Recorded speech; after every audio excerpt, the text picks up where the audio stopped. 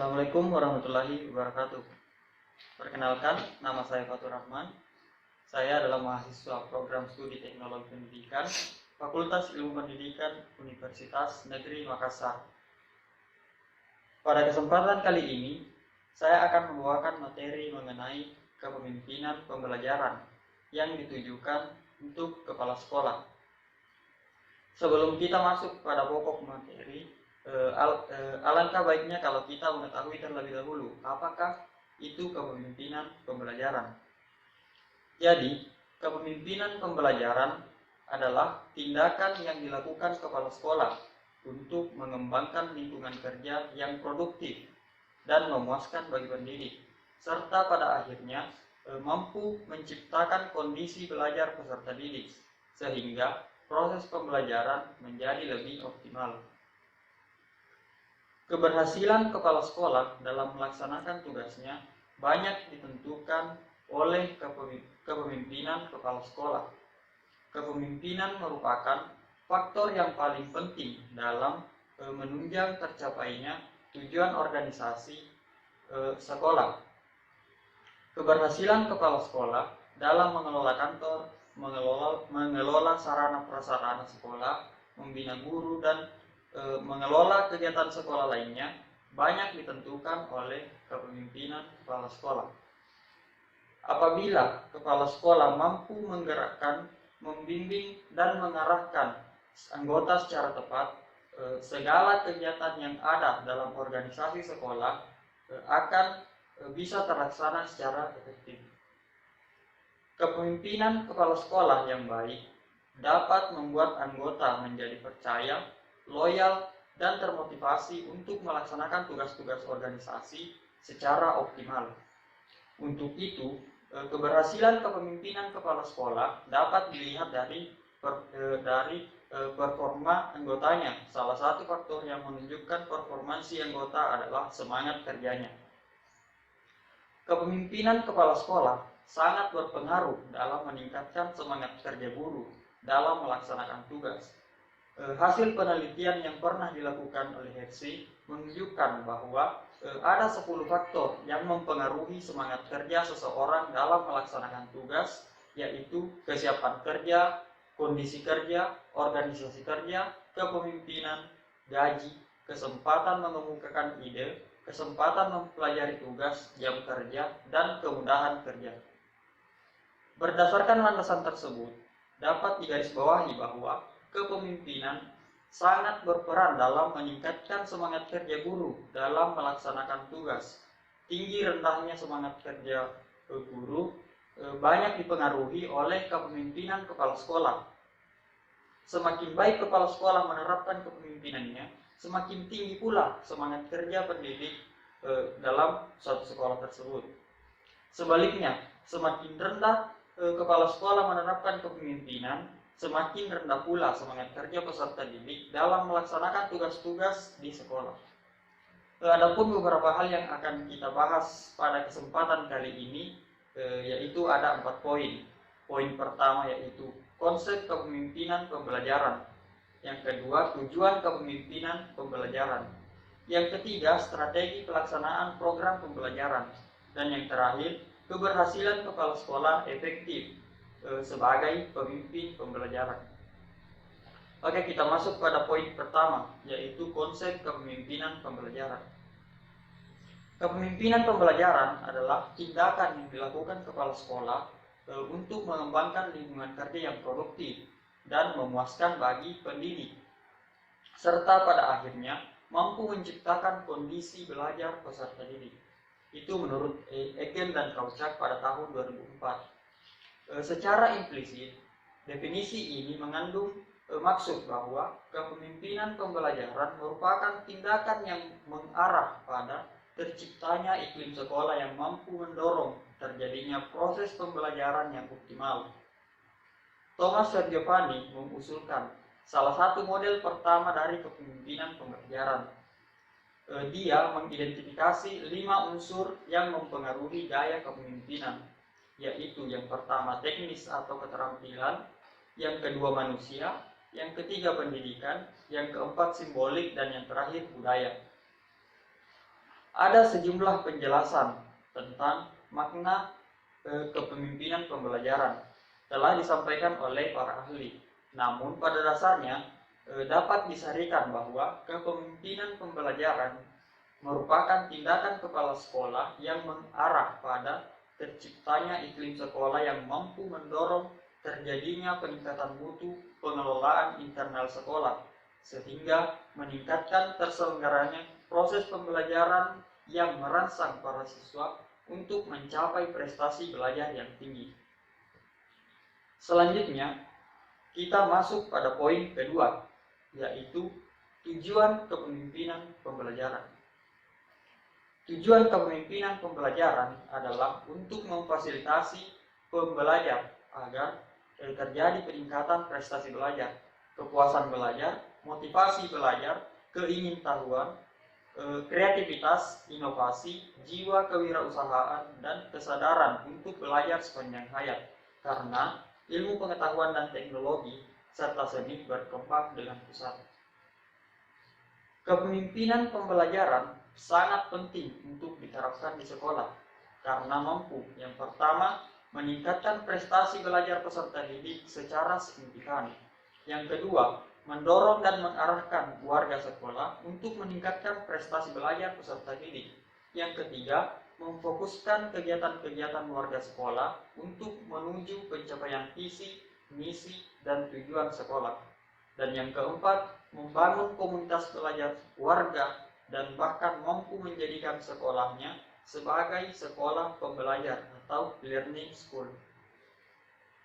Beberapa ahli pendidikan mengajukan istilah kepemimpinan kependidikan educational leadership untuk menggantikan istilah kepemimpinan pembelajaran.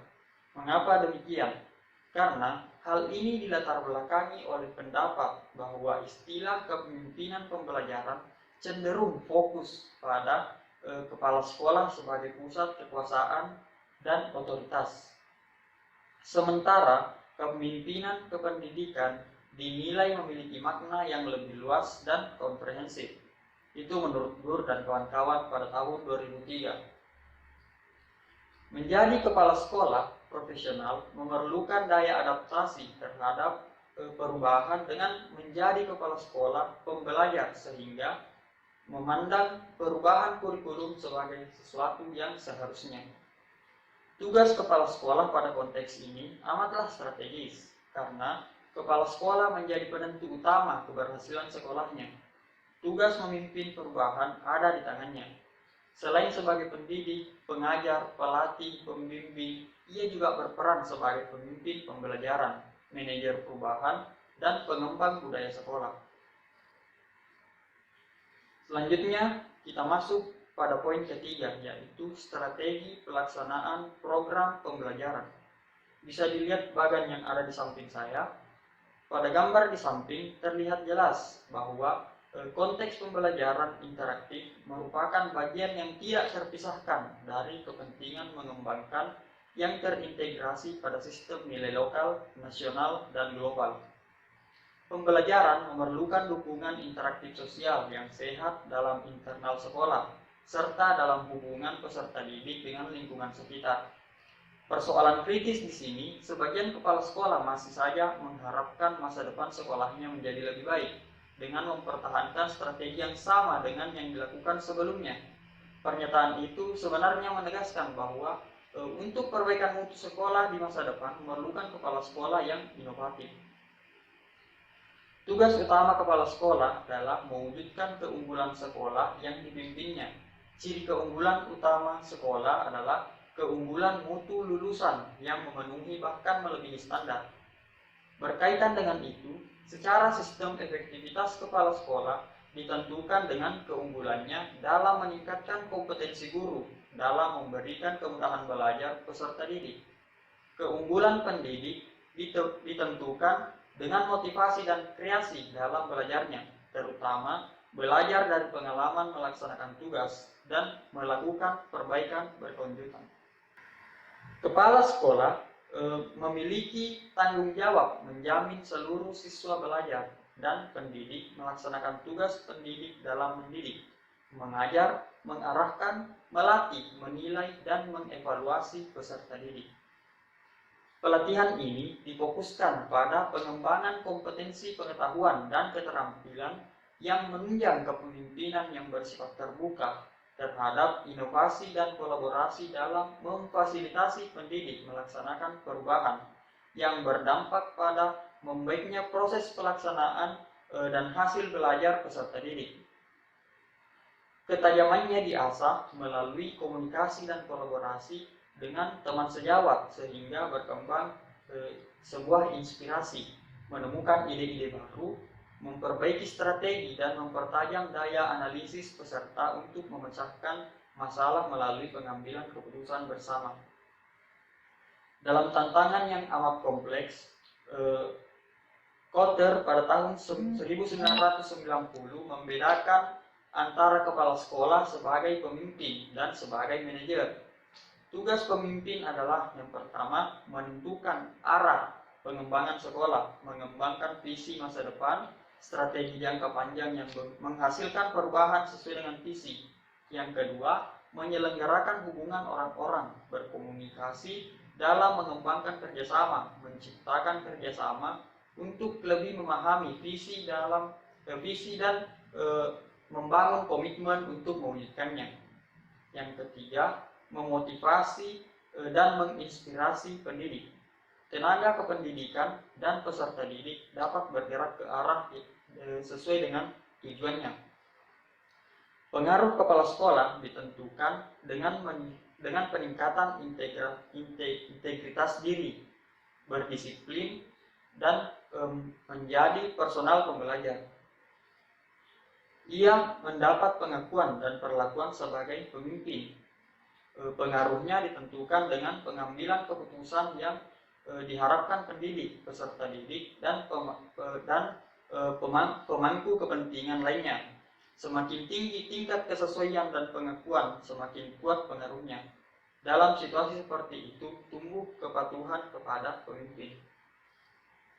Kuatnya kepemimpinan kepala sekolah bergantung pada pengambilan keputusan berlandaskan data. Ia pandai memecahkan masalah karena tidak hanya mengandalkan pikirannya sendiri, melainkan pandai memfasilitasi pikiran bersama. Kepala sekolah dalam memerankan dirinya sebagai pemimpin pembelajaran hendaknya dapat memenuhi 6 prinsip, yaitu yang pertama membangun tujuan bersama, yang kedua meningkatkan kreasi dan inovasi dalam mengembangkan kurikulum, yang ketiga mengembangkan motivasi pendidik dalam mengembangkan kompetensi, yang keempat menjamin pelaksanaan mutu proses pembelajaran melalui pelaksanaan monitoring atau supervisi, yang kelima mengembangkan sistem pelatihan dalam memantau perkembangan belajar peserta didik, dan yang keenam mengambil keputusan berbasis data. Dalam menunjang efektivitas pengambilan keputusan kepala sekolah, hendaknya menghimpun data dengan menggunakan strategi berikut. Yang pertama, menjadi pendengar. Yang kedua, berbagi pengalaman. Yang ketiga, menggunakan contoh. Yang keempat, memberikan peluang untuk memilih. Yang kelima, menyikapi dengan arif kebijakan terdahulu. Yang keenam, mendorong pendidik berani mengambil risiko. Yang ketujuh, menyediakan sumber belajar untuk mengembangkan keprofesian. Dan yang terakhir, berkelanjutan. Dapat kita simpulkan bahwa tugas kepala sekolah dalam perannya sebagai pemimpin pembelajaran adalah mengembangkan daya inisiatif dan interaktif dengan seluruh pemangku kepentingan untuk mencapai tujuan. Kepala sekolah membangun kekuatan moral yang terintegrasi dengan nilai-nilai, tujuan, dan keyakinan bersama dalam merencanakan, melaksanakan, mensupervisi, dan mengevaluasi program. Selanjutnya kita masuk pada poin keempat, yaitu keberhasilan kepala sekolah efektif sebagai pemimpin pembelajaran. Keberhasilan kepala sekolah efektif sebagai pemimpin pembelajaran sebagai berikut. Yang pertama, sebagai penyedia sumber daya, menunjukkan kemampuan dan manajemen waktu dan sumber daya secara efektif, menunjukkan kondisi kelas sebagai master pengubah dan mampu mengenal dan memotivasi anggota staf sekolah. Yang kedua, sebagai sumber instruksional, terlihat dan memajukan kondisi kelas yang efektif untuk menunjang hasil belajar, mendorong staf pengajar untuk menggunakan berbagai macam materi pengajaran dan strategi belajar mengajar, memberikan perhatian dan mampu mengembangkan gagasan inovatif. Yang ketiga, sebagai komunikator. Mengapa dikatakan sebagai komunikator? Karena kepala sekolah mampu menyampaikan visi sekolah secara jelas, memahami tujuan sekolah, serta mampu menerjemahkan, membina hubungan yang efektif dengan stakeholders, jelas dalam menyampaikan sesuatu, baik lisan maupun tulisan. Yang keempat, kehadirannya bermakna. Kepala sekolah dikatakan kehadirannya bermakna ketika ia mampu berinteraksi dan mempengaruhi seluruh lingkungan sekolah, baik itu pendidik, tenaga kependidikan, peserta didik, bahkan petugas lainnya yang ada dalam lingkungan sekolah tersebut. Mungkin itu saja yang sempat saya sampaikan pada kesempatan kali ini. Lebih dan kurangnya mohon dimaafkan. Saya akhiri dengan ucapan wabillahi taufiq wal hidayah. Wassalamualaikum warahmatullahi wabarakatuh.